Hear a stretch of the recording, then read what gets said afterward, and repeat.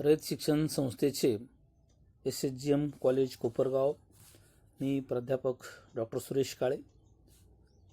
विद्यार्थी मित्र हो, गेल्या मागच्या तासाला आपण बदलता भारत भाग 2 हा मुद्दा पाहत असताना शिक्षण क्षेत्र जे आहे त्या शिक्षण क्षेत्रामध्ये कशा पद्धतीने पायाभूत बदल करण्यात आलेला आहे या सर्व गोष्टींवरती आपण चर्चा केली. विशेषतः 1990 नंतर किंवा 1990 हे वर्ष जे आंतरराष्ट्रीय साक्षरता वर्ष मानलं त्यानुसार केरळ हे भारतातील पहिलं राज्य आहे की ते संपूर्ण 100% साक्षर झालेलं आहे. आणि याच पद्धतीनं संपूर्ण देशामध्ये हे शिक्षणाचं काम हळूहळू सुरू होत गेलं. त्यामध्ये प्राथमिक शिक्षण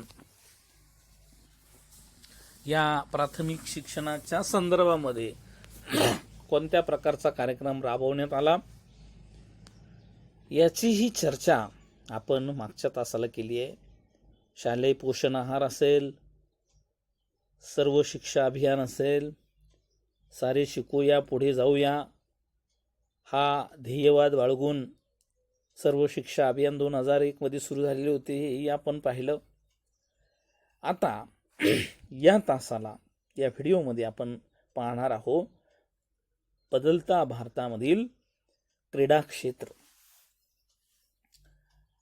क्रीडा म्हणजे खेळाच्या संदर्भामध्ये भारताने कशी प्रगती केलेली आहे हे आपल्याला याच्यामध्ये पाहायचं आहे. शासनाची धोरणं कशा पद्धतीची आहे हे आपल्याला याच्यामध्ये पाहायचं आहे. आणि देशाची मान उंचावणारं, जगामध्ये प्रतिष्ठा मिळवून देणारं हे जे क्षेत्र आहे क्रीडा क्षेत्र या संदर्भामध्ये आपल्याला या मुद्द्यात चर्चा करायची आहे.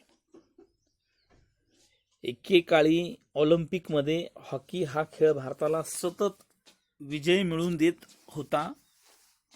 कुस्तीमध्ये खाशाबा जाधव यांनी ऑलिम्पिकमध्ये भारताचा झेंडा उंचावला. जागतिकीकरणाच्या कालखंडात भारताच्या कानाकोपऱ्यातून अनेक खेळाडू पुढे आलेले आहेत. ज्यांच्याकडे कौशल्य आहे तोच खेळाडू पुढे जाणार हे जागतिकीकरणाने घडवून आणले. या काळाचे वैशिष्ट्य म्हणजे भूतकाळातील यशाच्या आधारे कोणत्याही खेळाडूला वर्तमान किंवा भविष्यात स्वतःचे स्थान अबाधित राखण्याची खात्री नाही. सर्वच क्षेत्रातील खेळाडूंना आपली कामगिरी वारंवार सिद्ध करणे अत्यंत अनिवार्य आवश्यक असते. रोज नवनवे विक्रम घडत आहे. खेळाचे स्वरूप बदलत चाललेले आहे. खेळातील वेळासंदर्भात बदल होत आहे. असे हे जे क्षेत्र आहे ते क्षेत्र, क्रिकेटचे उदाहरण आपण या ठिकाणी घेऊया. पूर्वी 5 दिवस चालणारे क्रिकेटचे सामने पुढे एका दिवसावर आले. एका दिवसाचे सामने पुढे 20 षटकांपर्यंत सीमित झाले. पूर्वी कुस्ती चितपट होईपर्यंत चालायची, आता ती गुण पद्धतीने सुद्धा खेळतात. कबड्डी, हॉकी, क्रिकेट, जलतरण, बॅडमिंटन, भारोत्तोलन म्हणजे वेट लिफ्टिंग, नेमबाजी, बुद्धिबळ, मोटार स्पोर्ट्स, स्काय डायव्हिंग, मुष्टियुद्ध, तिरंदाजी, कुस्ती, football, tennis, table tennis, billiards, mallakhamb अशांसारखे अनेक खेळ आज खेळले जातात. प्रसारमाध्यमांनी, वृत्तवाहिन्यांनी या खेळांना स्वतंत्र जागा दिलेली आहे. म्हणजे स्वतंत्र चॅनल सुद्धा खेळांच्या संदर्भामध्ये स्पोर्ट्स चॅनल म्हणून सुरू केलेले आपल्याला दिसतात. भारतीय पातळीवर खेळाशी संबंधित नियतकालिके सुरू झाली. काही वाहिन्या फक्त खेळांना वाहिल्या आहेत. या वाहिन्यांचा प्रेक्षक वर्ग, वाहिन्यांवरील जाहिरातीचा वेळ आणि खर्च यामधून एक स्वतंत्र अर्थविश्व आकाराला आलेला आहे. भारतभर आता प्रत्येक खेळाच्या संघटना उभ्या राहिल्या आहेत. संघटना खेळाडूंमध्ये मोठ्या प्रमाणावर आर्थिक गुंतवणूक करीत आहेत. उदाहरणार्थ, फुटबॉल सारख्या खेळात एखाद्या खेळाडूला क्लब दत्तक घेतो, त्या खेळाडूंची काळजी घेतात, या खेळाडूंच्या नावाने तो क्लब ओळखला जातो, तो खेळाडू काही कालावधीसाठी क्लबशी करारबद्ध होतो. क्रिकेटचे IPL सामने, एकदिवसीय विश्वकरंडक सामने, 2020 विश्वचषक सामने, प्रो कबड्डी लीग यासारख्या खेळांना जगभरचे प्रेक्षक लाभलेले आहेत. या जगभरच्या प्रसारणाच्या हक्कांमुळे खेळाडूंच्या मानधनामध्ये भर पडली. त्यामुळे खेळाडूंचे जीवन बदलून गेले आहे. शासन खेळाडूंच्या कामगिरीची दखल घेत असते. एखाद्या खेळाडूने जर अभूतपूर्व कामगिरी केलीस तर त्याला सरकार विशेष सन्मान देते.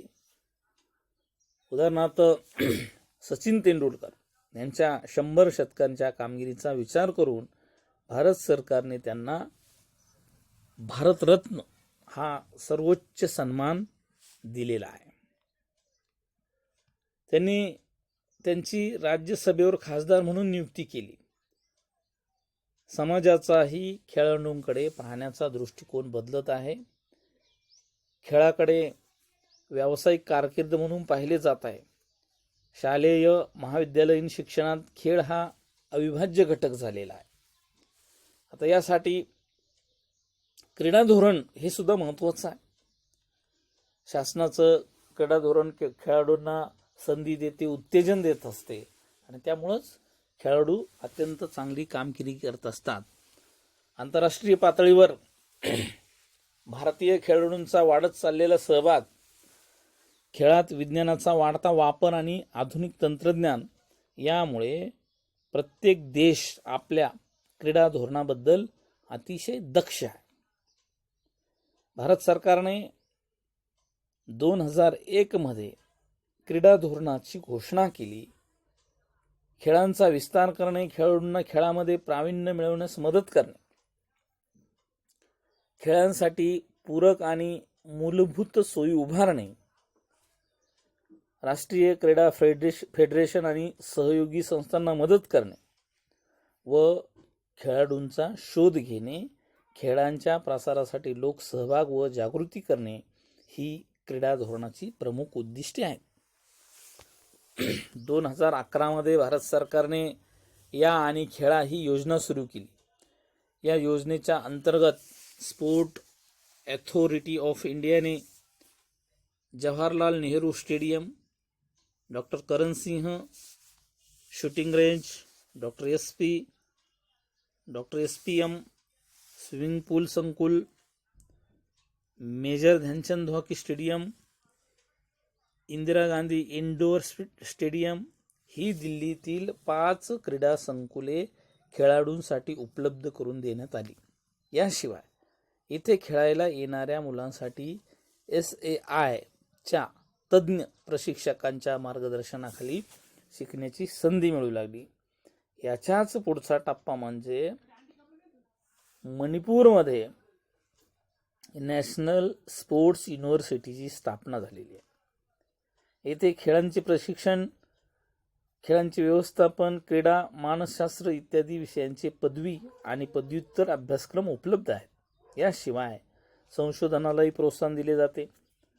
2018-19 पासून MSc म्हणजे खेळांचे व MA म्हणजे खेळांचे मानसशास्त्र यांचे अभ्यासक्रम विद्यापीठात सुरू झालेले आहे. तर अशा पद्धतीनं हे शासनाचं धोरण की जास्तीत जास्त खेळाडूंना संधी मिळाली पाहिजे आणि त्यासाठी खेलो इंडिया हा कार्यक्रमसुद्धा भारत सरकारने सुरू केलेला आहे.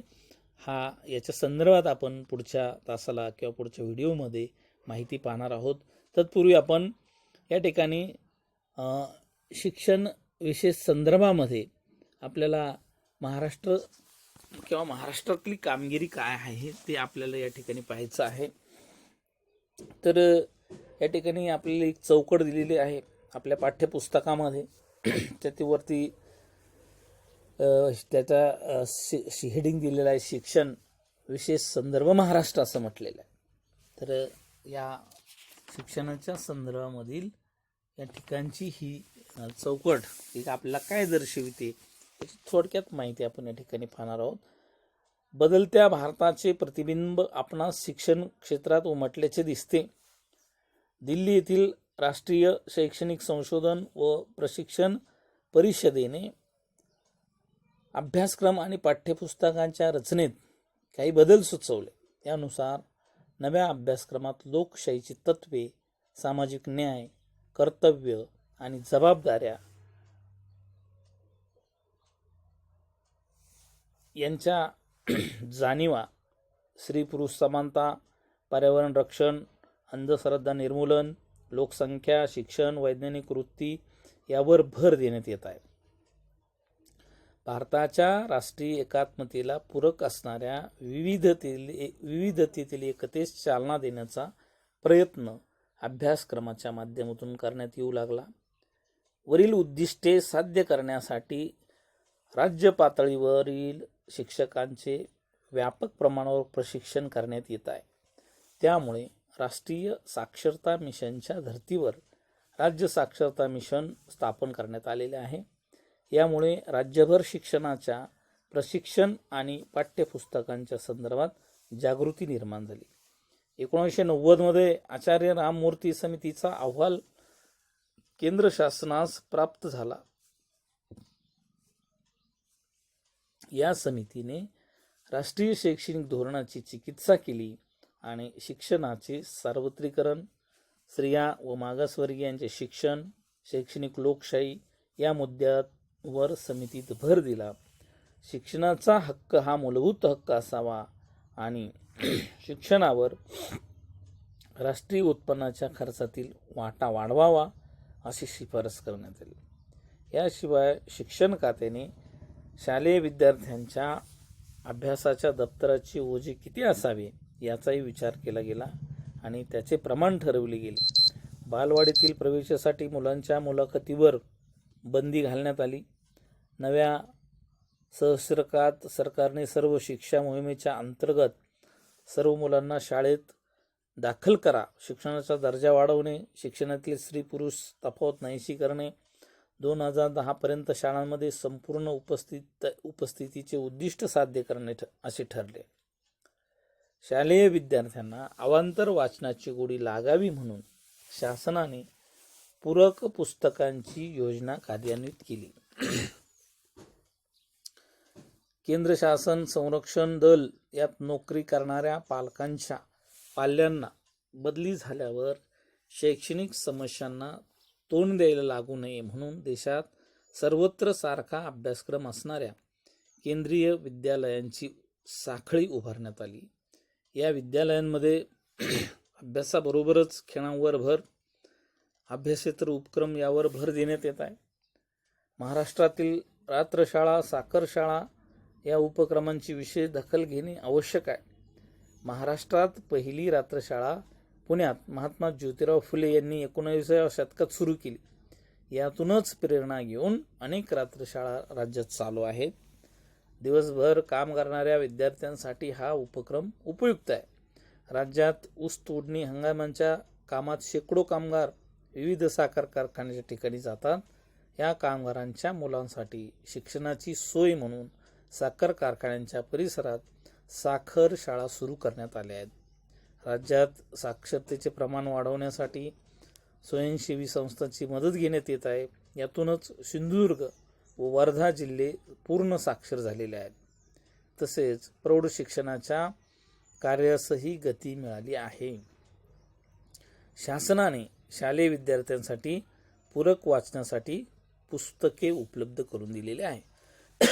थोडक्यात या ठिकाणी या चौकटीमध्ये मागचा मुद्दा जो आपण पाहिला शिक्षणाचा, त्या शिक्षणाच्या मुद्द्यासंदर्भामध्ये महाराष्ट्राच्या संदर्भात ज्या विशेष बाबी होत्या त्या या ठिकाणी नमूद केलेल्या आहे.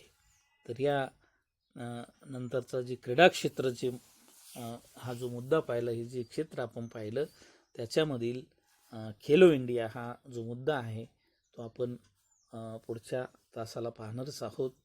तर अशा पद्धतीनं या ठिकाणी या शिक्षण आणि क्रीडा या दोन धोरणांची चर्चा आपण या ठिकाणी थोडक्यात केलेली आहे. बाकीचा भाग आपण पुढच्या तासाला पाहणार आहोत. धन्यवाद.